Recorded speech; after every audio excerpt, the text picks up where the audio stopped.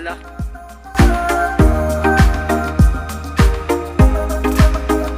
Yan, tara po, samahan nyo ako. Tutur kayo sa aming Daet River. Tara, samahan nyo ako kung itur ko kayo sa Daet River namin. Tara na! Daet River.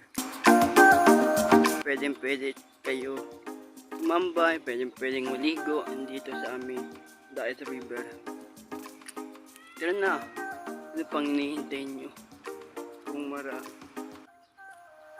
sa ibang lugar may bayad, may entrance, pero dito sa Daet River namin pwede malinis na malinis, maraming isda,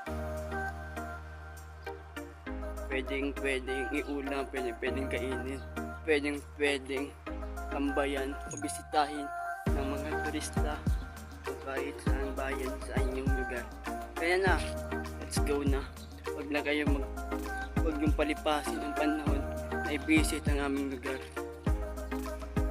Ang puntahan ang Camarines Norte ng mga turista.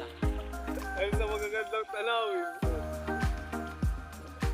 Ikaw po, bakit po kailangan dalahin pupuntahan ng mga turista ang ating lugar? She is beautiful. Paano masabi? Walang, dito kami ngayon sa Daet River. Napansin nyo, ang ganda ng view. Man!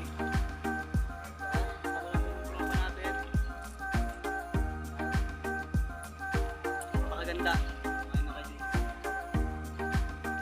Go to visit to Daet River. Maraming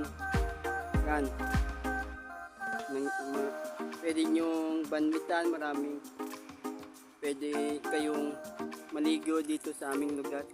Kaya visit na sa aming lugar.